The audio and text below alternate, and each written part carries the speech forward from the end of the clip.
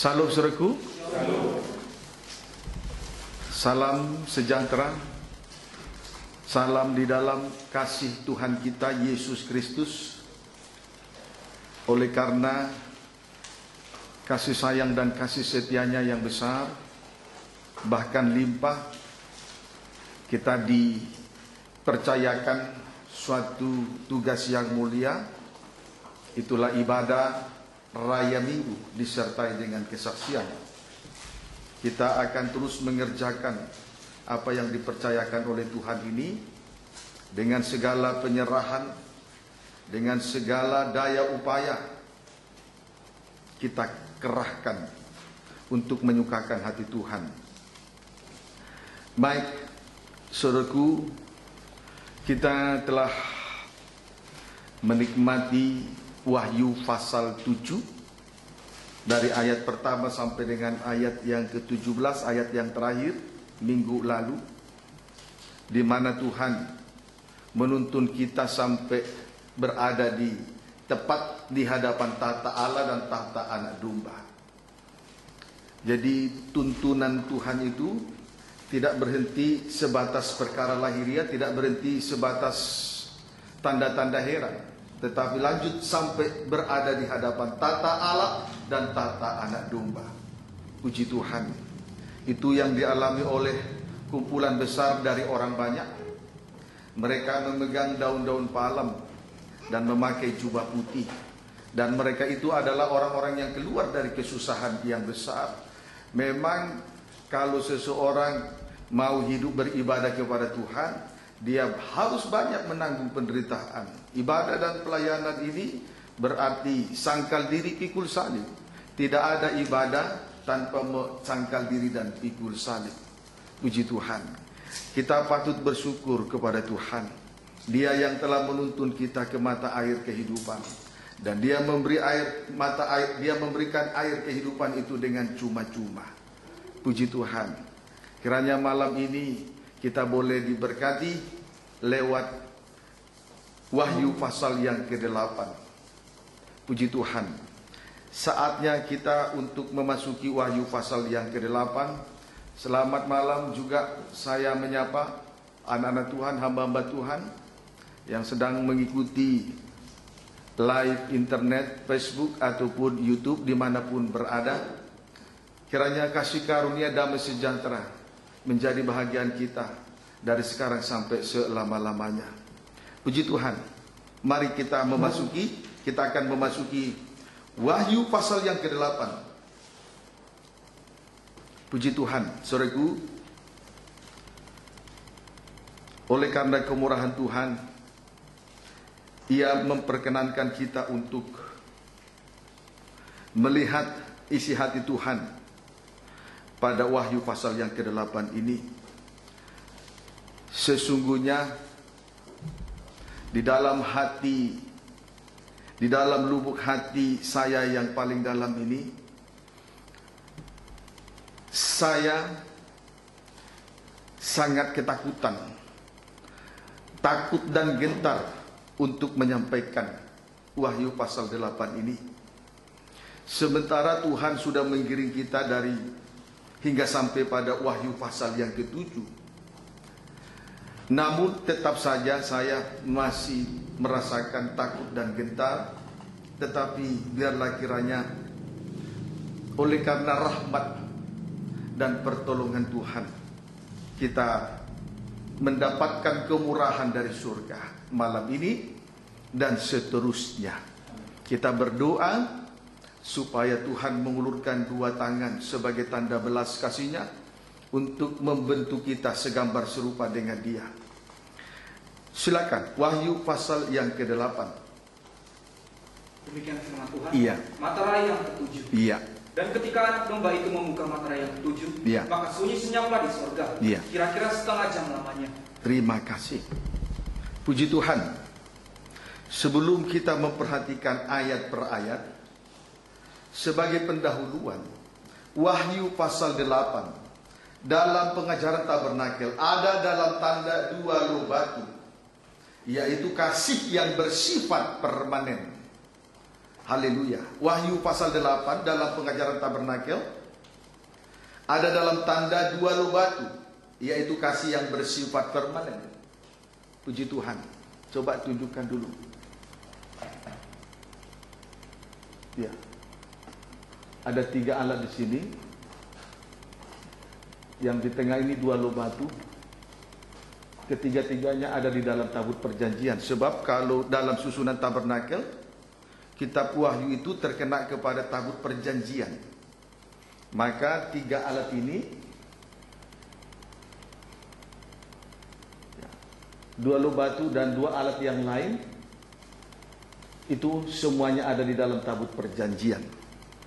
Jadi sekali lagi sebagai pendahuluan, Wahyu pasal 8 dalam pengajaran tabernakel ada di dalam tanda 2 loh batu, yaitu kasih yang bersifat permanen.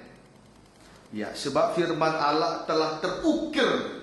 Ya, sebab firman Allah itu telah terukir, termeterai di dalam hati kita masing-masing. Berarti tidak terhapus lagi sebagai perwujudan dari kasih Allah. Ya, firman Allah itu telah terukir, termeterai di dalam hati, tidak terhapus lagi sebagai perwujudan dari kasih Allah. Selain 2 loh batu, ya saudaraku, selain 2 loh batu, masih ada 2 alat yang lain di dalam tabut perjanjian ini. Ya, boleh ditunjukkan dulu 3 alat, 3 buah atau 3 perkara yang ada dalam tabut perjanjian ini lebih detail. Ya, ini 2 loh batu.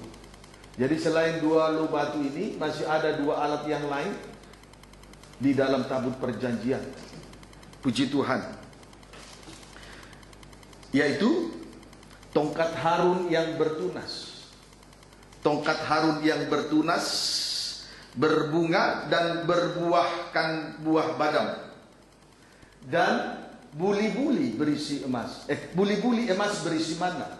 Mohon maaf. Buli-buli emas berisi mana? Puji Tuhan.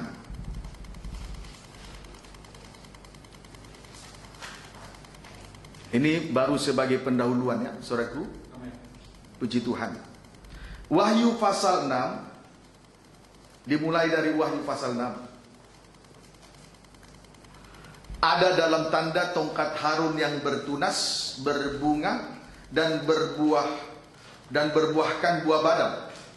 Ini menggambarkan tentang Roh Kudus yang bersifat permanen, sama dengan pengharapan yang permanen.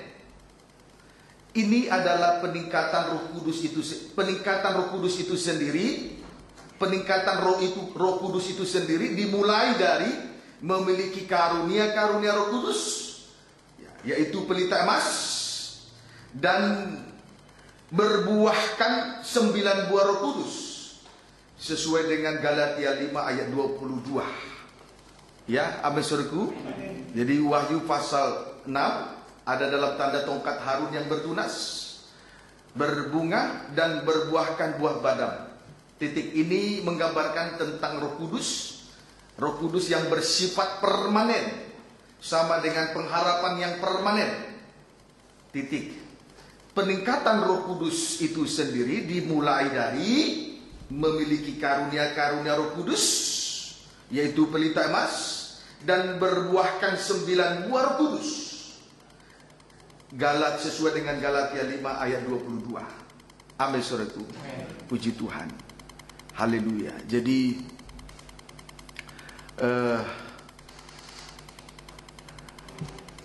tongkat Harun yang bertunas itu, tongkat Harun yang bertunas, berbunga dan berbuahkan buah badam, itu suatu peningkatan karena bersifat permanen. Peningkatan dari karunia-karunia Roh Kudus, yaitu pelita emas, kemudian berbuahkan 9 buah Roh Kudus sesuai dengan Galatia 5 ayat 22. Ya, amin saudaraku. Puji Tuhan. Wahyu pasal 7 ada dalam tanda buli-buli emas berisi mana? Ada dalam tanda buli-buli emas berisi mana? Ini menggambarkan tentang firman Allah yang bersifat permanen. Ya, ini menggambarkan tentang firman Allah yang bersifat permanen, sama dengan iman yang permanen. Titik. Ini merupakan peningkatan dari hubungan yang intim dengan firman Allah dan perjamuan suci, yaitu meja roti sajian. Amin, saudaraku. Ini peningkatan dari hubungan intim dengan firman Allah dan perjamuan suci, yaitu meja roti sajian. Wahyu pasal 8 dan pasal 9, sedangkan Wahyu pasal 8 dan pasal 9 ada dalam tanda dua loh batu. Ini menggambarkan tentang kasih Allah yang bersifat permanen.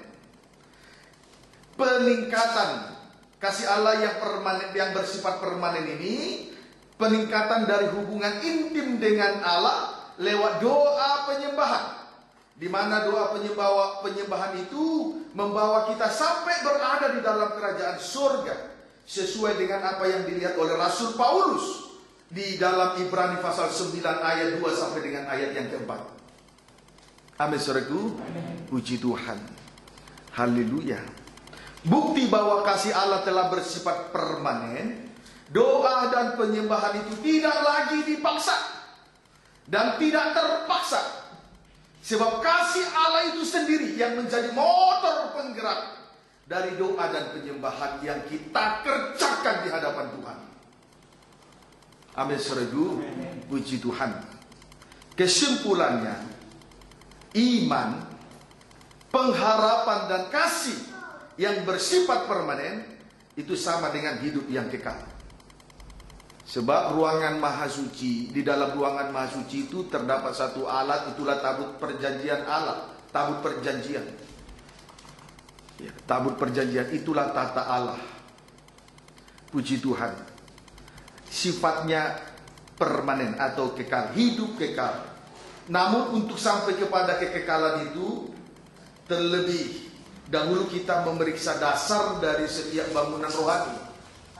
Untuk sampai kepada kekekalan, hidup yang kekal, maka kita harus memeriksa bangunan atau dasar dari bangunan rohani kita, dasar dari bangunan hidup rohani kita. Puji Tuhan. Untuk sampai kepada kekekalan itu, maka kita terlebih dahulu memeriksa dasar dari bangunan atau hidup rohani kita. Bangunan Tuhan atau hidup rohani kita. Amin, saudaraku. Dasar yang dimaksud yaitu dasar yang pertama, pintu gerbang. Nah, ini dasar yang pertama. Untuk sampai kepada kekekalan, hidup kekal, maka kita bangunan rohani itu, maka kita harus memeriksa bangunan hidup rohani kita. Adapun dasar itu, dasar yang pertama adalah pintu gerbang. Dasar yang pertama adalah pintu gerbang.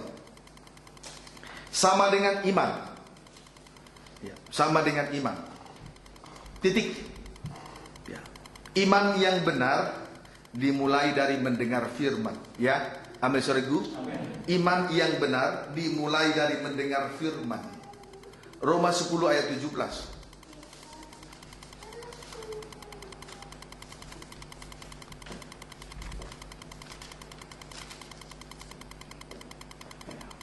Baca. Roma 10 ayat 17. Jadi iman timbul dari pendengaran. Ya, boleh baca dulu ayat 16. Tetapi tidak semua orang telah menerima kabar baik itu. Iya. Yesaya sendiri berkata, Iya. Tuhan, siapakah yang percaya kepada pemberitaan kami? Iya, siapakah yang beriman terus? Jadi iman timbul dari pendengaran. Iman timbul dari pendengaran. Dan pendengaran oleh Iya. firman Kristus. Puji Tuhan. Haleluya. Jadi iman itu timbul dari pendengaran. Iman itu timbul dari pendengaran. Di hari-hari terakhir ini, setan mulai mengacaukan iman dari anak-anak Tuhan. Ya, seperti imannya Thomas. Melihat dulu baru percaya. Orang yang seperti ini suka menuntut. Menuntut ini, menuntut itu. Jadi melihat dulu baru percaya. Nah, itu imannya Thomas. Haleluya, hati-hati. Setan mulai mengacaukan iman daripada anak-anak Tuhan. Seperti imannya Thomas. Melihat dulu baru percaya. Orang yang seperti ini suka menuntut.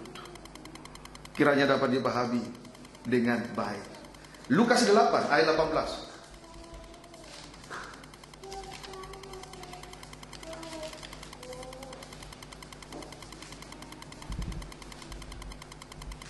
Baca ayat 17 mulai. Demikian firman Tuhan. Iya. Sebab tidak ada sesuatu yang tersembunyi, Iya. yang tidak akan dinyatakan, Iya. dan tidak ada sesuatu yang rahasia, yang tidak akan diketahui dan dimenemukan. Ingat itu ya, amin saudaraku. Amin. Perhatikan itu. So itu saudara gak usah kaget-kagetan. Walaupun saudara terlihat baik, suci, tetap Tuhan beritahu kepada saya tentang semua perkara. Walaupun kelihatan nurut-nurut, tetap saya tahu di dalam lubuk hati yang paling dalam. Puji Tuhan. Kiranya dapat dipahami dengan baik. Ayat 18. Karena itu, perhatikanlah cara kamu mendengar. Karena itu perhatikanlah cara kamu mendengar. Terus, karena siapa yang mempunyai, kepadanya akan diberi. Tetapi siapa yang Tidak mempunyai, tidak dengar-dengaran. Terus, daripadanya akan diambil. Iya. Juga apa yang ia anggap ada padanya. apa yang ia anggap ada padanya. Jadi karena itu perhatikanlah cara kamu mendengar. Perhatikanlah cara kamu mendengar. Jadi mendengar ini harus mempunyai cara. Mendengar ini harus. Jadi perhatikanlah cara kamu mendengar. Jadi mendengar itu tidak boleh asal-asal. Mendengar itu tidak boleh dengan segala kesombongan, keangkuhan. Tetapi harus dengan segala penyerahan diri. Harus dengan segala kerendahan hati. Sebab iman timbul dari pendengaran. Seperti apa? Sebab itu perhatikan cara kamu mendengar. Jadi mendengar itu tidak boleh asal-asal. Tidak boleh dengan asal-asal, berarti dengan merasa diri sudah mengerti, sudah hafal, sudah tahu, dan lain sebagainya. Amin saudaraku. Puji Tuhan. Kiranya dapat dipahami dengan baik. Haleluya. Itu dasar yang pertama. Dasar yang kedua, kalau dikaitkan dengan pengajaran tabernakel, terkena kepada mesbah korban bakaran. Nah, ini mesbah korban bakaran. Ini dasar yang kedua. Mesbah korban bakaran sama dengan bertobat. Saudaraku, perlu untuk diketahui, ada pertobatan dengan cara yang benar, dan ada juga pertobatan dengan cara yang palsu. Amin saudaraku. Ada pertobatan dengan cara yang benar, ada juga pertobatan dengan cara yang palsu. Karena dalam hal bertobat pun dapat dipalsukan oleh setan, yaitu dengan cara asal tidak berdosa, tidak mencuri, tidak berzina, dan lain sebagainya. Itu sudah cukup.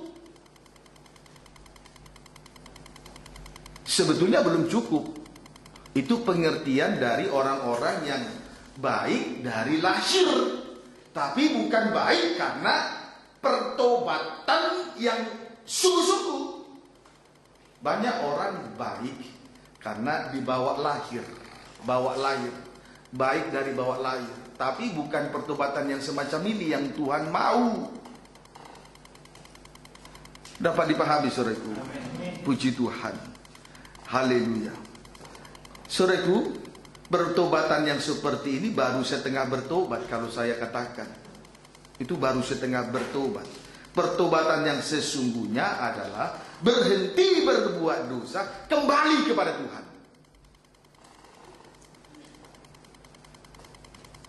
Amin saudaraku. Kembali kepada Tuhan. Sebab saat seseorang masih di dalam dosa, wah, dia berada dalam kesesatan. Dia mengikuti jalan yang keliru, sehingga dia berada dalam kesesatan. Jadi bertobat yang benar itu berhenti berbuat dosa dan kembalilah kepada Tuhan. Sungguh-sungguh kembali kepada Tuhan. Jangan lagi arahkan hati dan pikiran kepada jalan yang tidak baik. Itu pertobatan yang benar. Ya, amin saudaraku. Kalau hanya misalnya kita punya pemikiran tidak mencuri, tidak mengambil 1/10, kemudian barangkali secara tubuh tidak berzina dan lain sebagainya, itu sudah cukup. Orang dunia juga itu bisa dialami oleh orang dunia karena dia memang baik dari lahirnya. Tapi sebetulnya itu baru setengah pertobatan. Paham saudaraku? Pertobatan yang sesungguhnya berhenti berbuat dosa, kembali kepada Tuhan, karena kita ini miliknya Tuhan. Haleluya. Kembali kepada Tuhan, sebab kita ini adalah miliknya Tuhan. 1 Petrus 2 ayat 24 sampai 25. Semoga firman ini tidak diabaikan begitu saja, ya. Amin saudaraku. Puji Tuhan.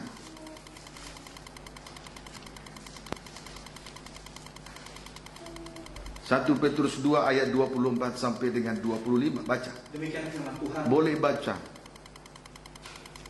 Ayat 21, ayat 20, 21, loncat 24 sampai 25.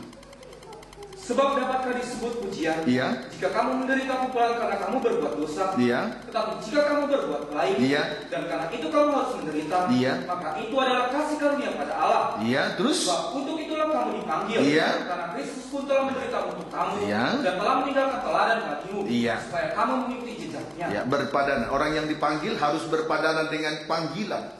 Terus ayat 24 sampai 25. Ia sendiri telah memikul dosa kita Iya. di dalam tubuhnya, Dalam tubuhnya, di kayu salib, supaya kita Iya. yang telah mati yang telah mati terhadap dosa, terhadap dosa, hidup untuk kebenaran. hidup untuk kebenaran. Oleh bilur-bilurnya kamu telah Ayat sembuh. 25. Sebab dahulu kamu sesat. Dahulu seperti kamu domba, sesat seperti domba. Terus tetapi sekarang kamu telah kembali sekarang kamu telah kembali. kepada gembala Iya. dan pemelihara jiwa. Iya. Dahulu sesat karena dosa, tetapi oleh karena darah Yesus berhenti berbuat dosa dan kembali kepada Tuhan. Dialah yang memelihara jiwa kita semua, mulai dari hati, pikiran, dan perasaan, tubuh, jiwa, dan roh kita. Dia yang memelihara kita. Amin saudaraku. Puji Tuhan. Meterai daripada bahwa meterai dari orang yang bertobat ada dalam tanda darah. Materai dari orang yang bertobat ada dalam tanda darah. Sebab kita ditebus bukan dengan barang fana, bukan dengan emas dan perak, namun kita ditebus oleh darah Yesus, darah yang mahal, yang tak bercacat dan tak bernoda. Amin saudaraku. Jadi materai dari orang yang bertobat itu ada dalam tanda darah.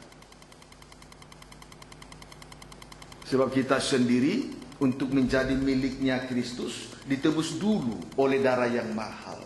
Untuk menjadi miliknya Kristus, kita kembali untuk menjadi miliknya Kristus, saudaraku, terlebih dahulu ditebus dulu oleh darah yang mahal. Jadi meterai dari orang yang bertobat itu ada tanda darah. Jadi orang yang dipanggil harus berpadanan dengan panggilan itu sendiri.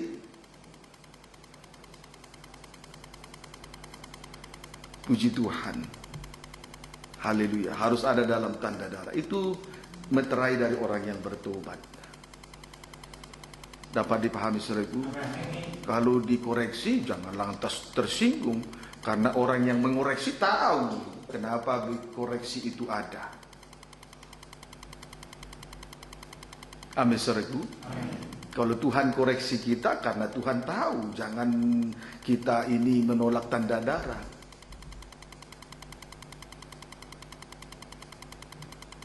Kiranya dapat dipahami dengan baik. Dasar yang ketiga. Dasar yang ketiga, kolam pembasuhan atau bejana tembaga pembasuhan. Sama dengan baptisan air. Ya, ini menunjuk kepada pengalaman dalam tanda kematian dan kebangkitan Yesus Kristus. Ya. Kuasa kematian Yesus mengubur hidup yang lama.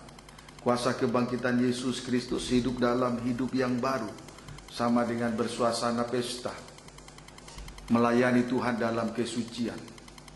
Amin saudaraku. Ada yang mampu, ada yang tidak mampu melayani dengan kesucian. Ada yang mau, ada yang ingin melayani tetapi tidak mampu hidup dalam kesucian. Saya pesankan, boleh turun dulu. Bukan saya ingin main pecat-pecat begitu saja, tetapi saya pesankan, Kalau tidak mampu melayani di dalam kesucian, boleh turun dulu.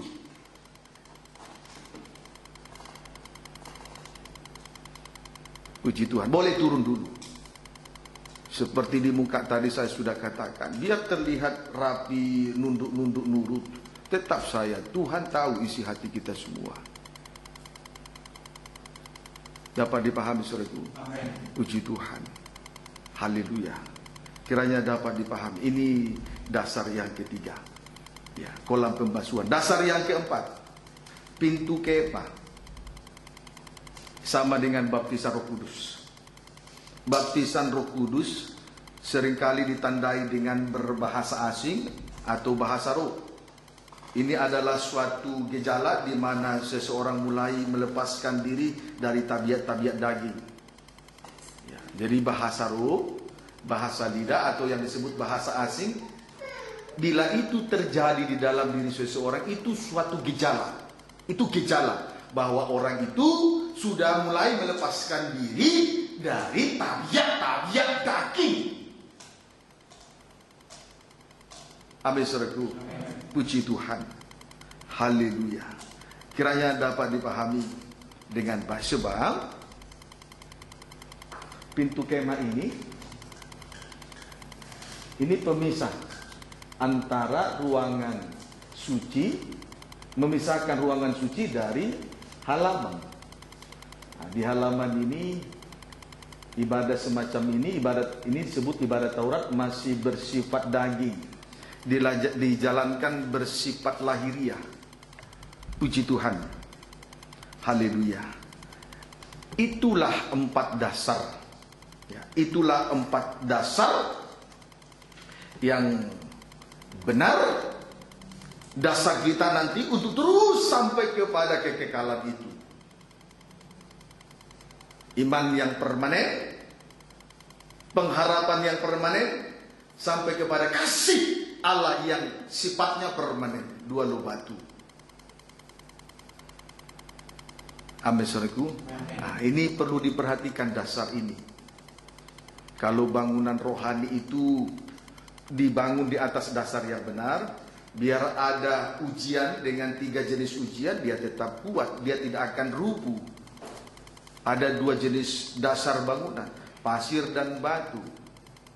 Kalau bangunan itu dibangun di atas dasar batu penjuru korban Kristus, sekalipun 3 jenis ujian, hujan turun, angin melanda dan banjir, rumah itu tidak akan rubuh. Sebaliknya kalau rumah itu dibangun di atas dasar pasir, itu menuju kepada tabiat daging, dia tidak akan tahan terhadap 3 jenis ujian itu. Ujian yang pertama hujan turun dari langit. Itu tipu muslihat daripada iblis atau setan. Ujian yang kedua, banjir melanda rumah, itu dosa kenajisan. Kemudian banjir datang dari bawah, kemudian ujian yang ketiga, angin melanda, itu pengajaran angin-angin pengajaran palsu. Puji Tuhan. Maka dengan dasar inilah kita memiliki kekuatan, dan oleh pertolongan Tuhan akan membawa kita sampai kepada kekekalan. Iman yang permanen, pengharapan yang permanen, dan kasih Allah yang bersifat permanen. Amin saudaraku. Puji Tuhan. Di atas selanjutnya, di atas 4 dasar tersebut, di atas 4 dasar tersebut, Tuhan meletakkan perkara-perkara yang suci. Tuhan akan meletakkan perkara-perkara yang suci, yang dapat kita temui di dalam ruangan suci. Amin saudaraku. Puji Tuhan. Yaitu 1, iman. Huruf besar semua, iman, koma, peningkatan dari meja roti sajian menjadi buli-buli berisi manna. Ya, bisa dipahami saudaraku? Iman itu peningkatan dari meja roti sajian yang ada di dalam ruangan suci, ya, menjadi buli-buli emas berisi manna. 2, ditulis kalau bisa huruf besar semua. Pengharapan itu peningkatan dari pelita emas menjadi tongkat Harun yang bertunas, berbunga dan berbuahkan buah badam. 3. Kasih yang permanen. Itu peningkatan dari mesbah dupa atau doa penyembahan menjadi 2 loh batu. Puji Tuhan. Haleluya. Kiranya dapat dipahami sampai sejauh ini ya. Amin saudaraku. Puji Tuhan. Jadi saya ulangi lagi. Tadi iman yang permanen tadi, itulah buli-buli mas bersemana. Coba dulu. Ini buli-buli mas bersemana. Yang tadi. Nah, buli-buli mas bersemana.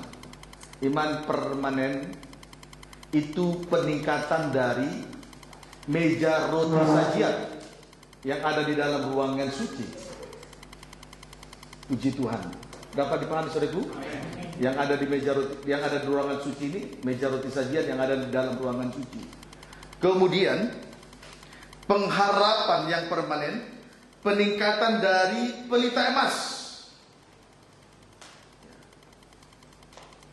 Pengharapan yang permanen itu peningkatan dari pelita emas. Nah ini pelita emas menjadi tongkat Harun yang bertunas, berbunga dan berbuahkan buah badam.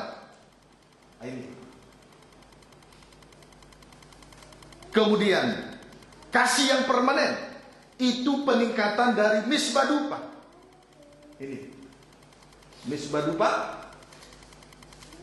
menjadi 2 loh batu. Ini kasih yang permanen, 2 loh batu. Kemudian kita akan melihat pembagian dari Wahyu pasal 8.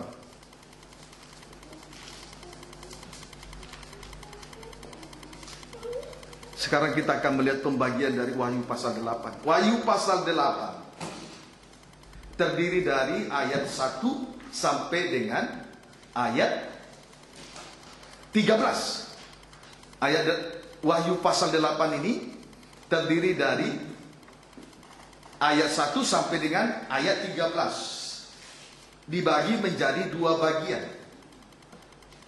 Bagian yang pertama Wahyu 8 ayat 1 sampai dengan ayat yang ke-5.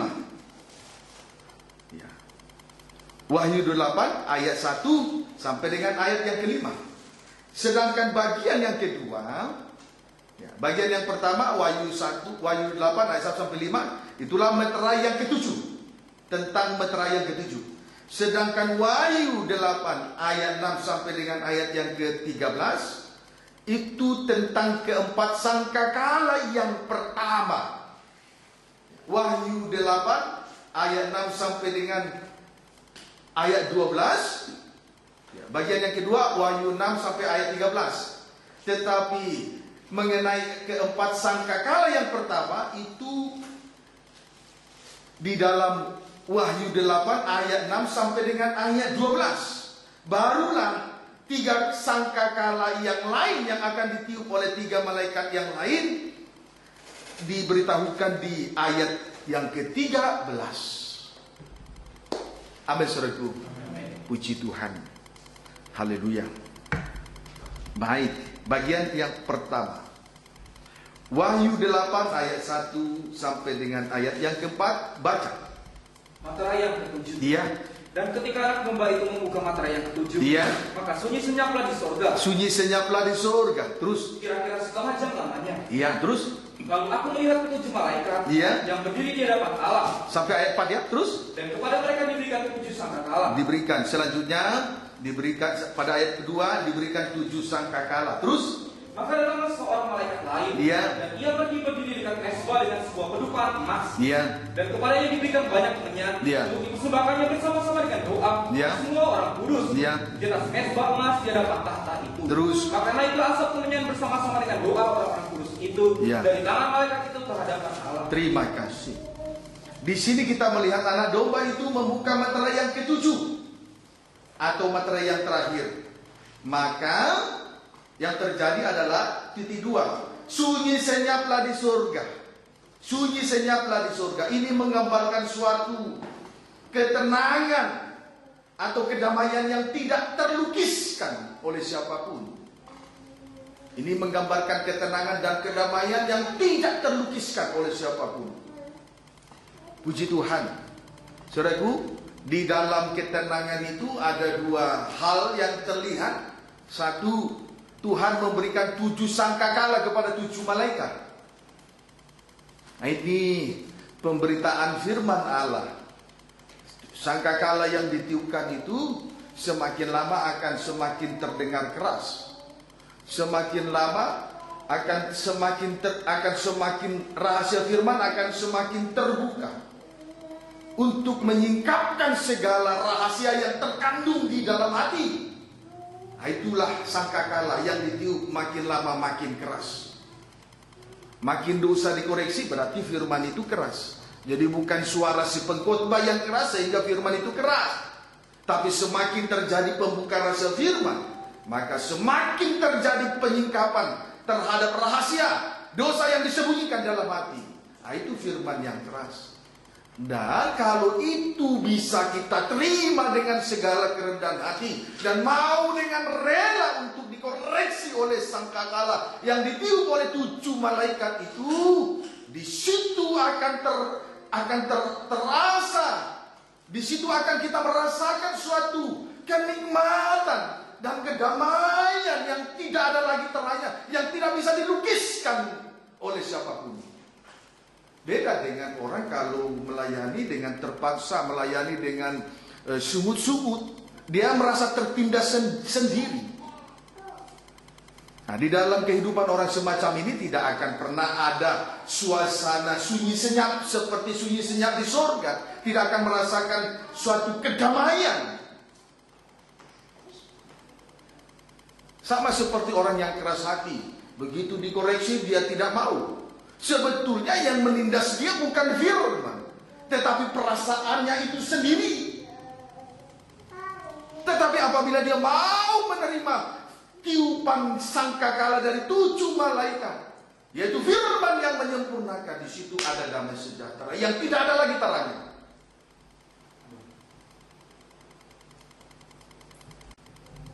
Sebetulnya bukan firman yang menindas kita, perasaan kita, hati yang keras. Termasuk orang yang terpaksa saat sangkal diri pikul salib, melayani Tuhan, bekerja di tengah kegiatan roh ini dengan terpaksa. Orang seperti ini yang merasa tertindas, sehingga tidak ada damai. Tetapi kalau kita terima koreksi firman itu, di situ ada damai sejahtera, di situ ada ketenangan yang luar biasa. Inilah ketenangan dari yang turun dari surga. Ketenangan yang seperti ini tidak bisa dilukiskan dan tidak bisa ditemukan di atas muka bumi ini.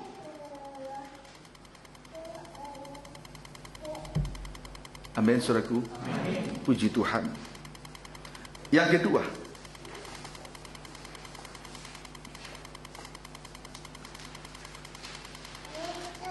menerima kemenyan,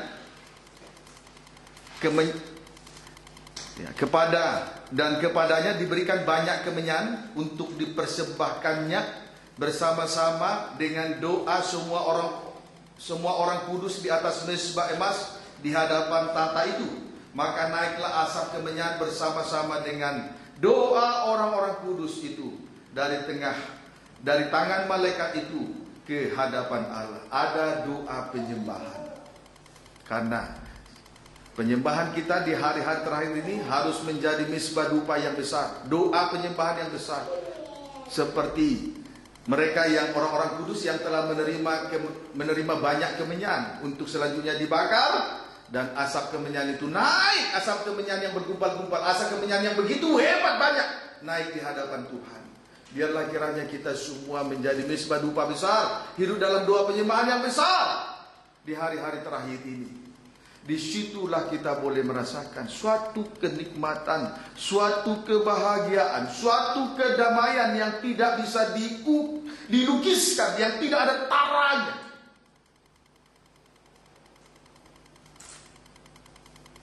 Puji Tuhan, kiranya dapat dipahami dengan baik. Tadi saya minta supaya ada doa penyembahan bersama-sama di Taman Krakatau. Doa penyembahan itu tidak bisa ditentukan berapa lama.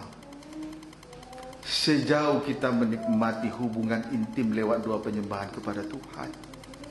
Siapa yang bisa menghentikan, menentukan jam dan waktu hubungan kita kepada Tuhan? Sementara kita sudah menikmati hubungan yang intim. Sampai ada ketenangan, damai sejahtera yang tidak bisa dilukiskan oleh siapapun.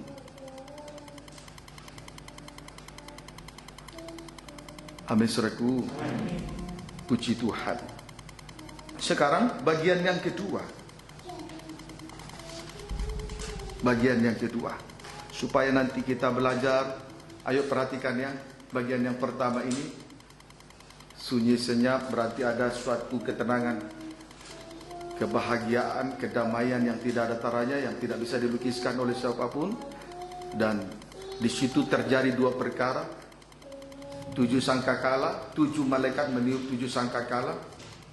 Kemudian orang-orang kudus itu menerima kemenyan yang banyak, menjadi misbah dupa yang besar. Di dalam doa penyembahan yang besar, itu tanda bahwa kenikmatan, kebahagiaan, kedamaian itu telah tercipta. Itu bagian yang pertama. Kiranya ini diperhatikan, jangan diabaikan begitu saja ya. Amin, saudaraku. Puji Tuhan. Sekarang bagian yang kedua. Ayat 5, ayat 6 maksud saya. Ayat 6 sampai dengan ayat yang ke-12. Baca judulnya, selalu baca judul. Keempat sangkakala yang pertama. Ya, keempat sangkakala yang pertama. Baca. Dan ketujuh malaikat yang memegang ketujuh sangkakala itu Ya, bersiap-siap untuk meniup sangkakala. Fokus dengar firman-Nya, tundukkan dulu hati kepada firman, jangan tunduk kepada roh najis. Ulangi baca 6. Dan ketujuh malaikat yang memegang ketujuh sangkakala itu Ya. bersiap-siap untuk meniup sangkakala. Bersiap-siap untuk meniup sangkakala. Terus Lalu malaikat yang pertama meniup sangkakalanya, terus dan terjadilah hujan es. perhatikan loh saudaraku, tidak boleh lagi bermain-main loh, melayani Tuhan itu. Ya, malaikat yang pertama meniup sangkakalanya dan terjadilah hujan es dan api, terus bercampur darah, terus semuanya itu dilemparkan ke bumi. Iya, Maka terbakarlah sepertiga dari bumi, sepertiga dari pohon-pohon, hanguslah seluruh rumputan hijau. Itu baru malaikat yang pertama meniup sangkakala yang pertama. Malaikat yang kedua meniup sangkakala yang kedua. Ayat 8. Lalu malaikat yang kedua meniup sangkakalanya. Iya. Dan ada sesuatu seperti gunung. Ada sesuatu seperti gunung besar, terus menyala-nyala oleh api. Maka itu dilemparkan ke dalam laut. Maka dan sepertiga dari laut itu menjadi darah, terus dan matilah sepertiga dari segala makhluk yang bernyawa. Matilah sepertiga dari segala makhluk yang bernyawa di dalam laut, terus dan binasalah sepertiga dari semua kapal. Itu baru saudaraku sangkakala yang kedua ditiup oleh malaikat yang kedua. Sangat mengerikan. Puji Tuhan. Haleluya. Kemudian malaikat yang ketiga meniup sangkakala yang ketiga. Terus lalu malaikat yang ketiga meniup sangkakalanya. Iya. Dan jatuhlah dari langit sebuah bintang besar. Jatuhlah dari langit sebuah bintang besar.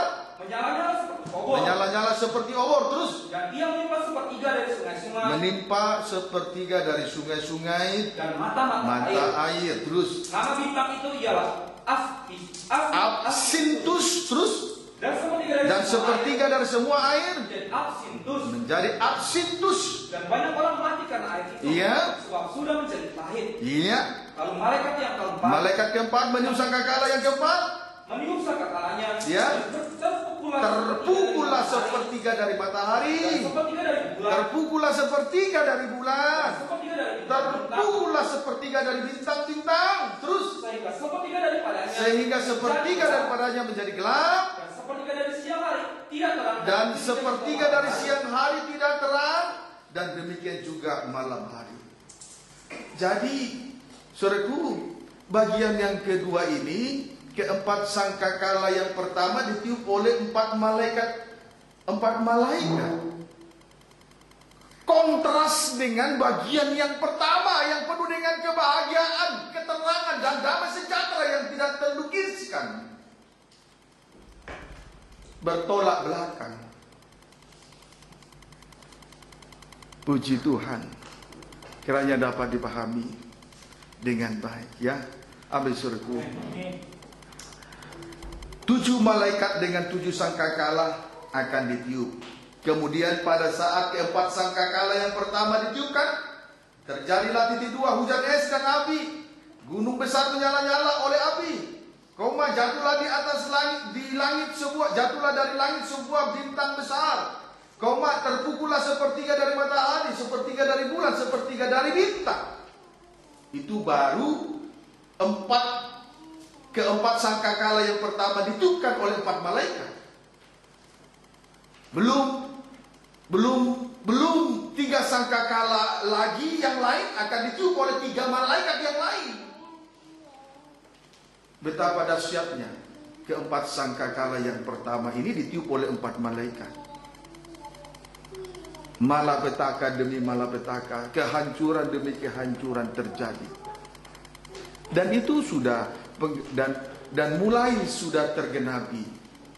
Bangsa Indonesia, bangsa yang besar dari Sabang sampai Merauke, mulai dilanda oleh badai di mana-mana, puting beliung, banjir yang hebat, gunung longsor tergeser, kemudian banjir di mana-mana, terjadi tsunami, bahkan angin tornado sendiri pun sudah ada di Indonesia. Bukan saja di luar negeri, yang kerap kali terjadi di Amerika Serikat.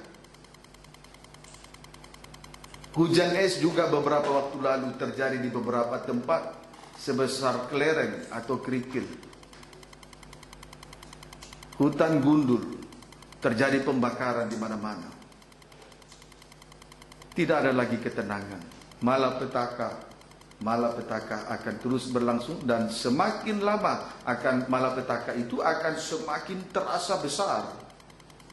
Bukan malah semakin sedikit malapetaka yang terjadi, makin banyak dan makin besar. Supaya firman Allah tergenapi. Karena firman itu ya dan amin. Maka bagaimana mungkin kita bisa menghadapi malapetaka dengan keempat sangkakala yang pertama ini, dengan kekuatan daging, dengan mamon, dengan uang, dengan harta, dengan kemampuan, dengan kepintaran, dengan ilmu, dengan ijazah, dengan harta kekayaan. Itu sesuatu yang tidak mungkin.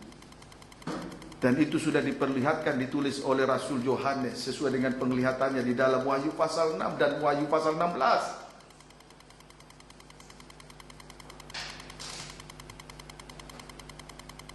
Puji Tuhan. Itu baru keempat sangkakala yang pertama. Kemudian kita lihat 3 sangkakala yang lain. Ayat 13.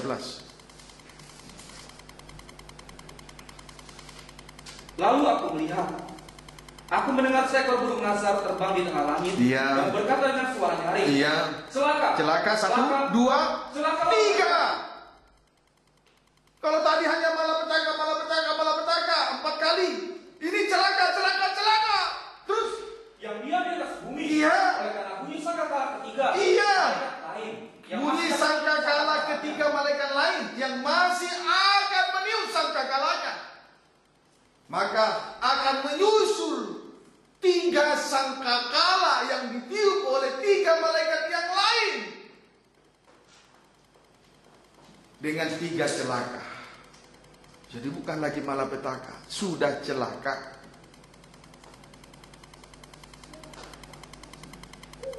Amin saudaraku. Jadi 3 malaikat yang meniup 3 sangkakala yang lain, itu semuanya adalah kepada celaka. Puji Tuhan. Haleluya. Dan itu akan dialami oleh anak-anak pemberontak. Anak-anak yang hanya bergantung kepada manusia dan kekuatannya sendiri. Sampai sejauh ini saya belajar untuk terus bergantung kepada Tuhan, bergantung kepada kemurahan hati Tuhan. Dan saya belajar untuk membuktikan itu di hadapan Tuhan. Jadi bukan saja di hadapan manusia, di hadapan Tuhan. Saya belajar untuk membuktikan itu.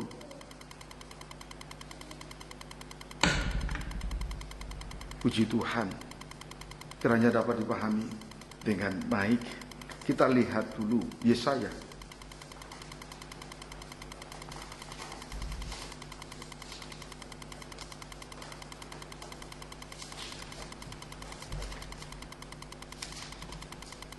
Pasal yang ke-30.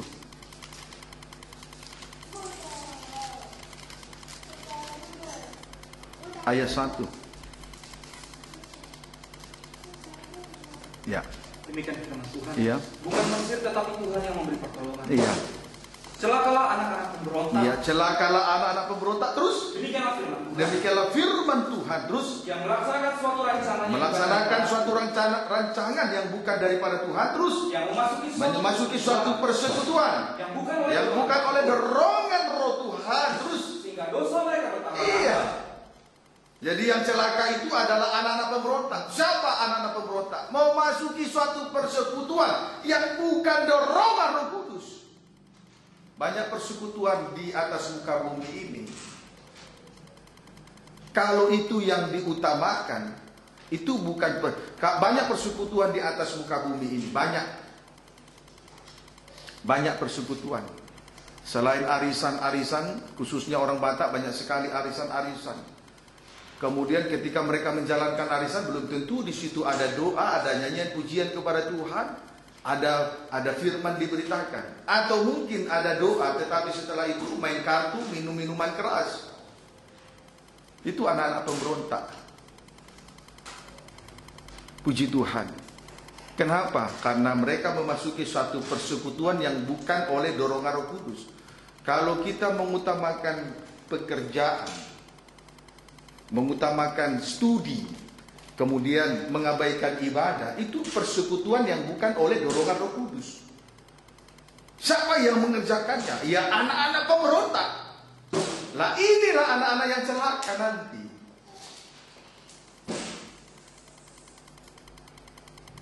Puji Tuhan.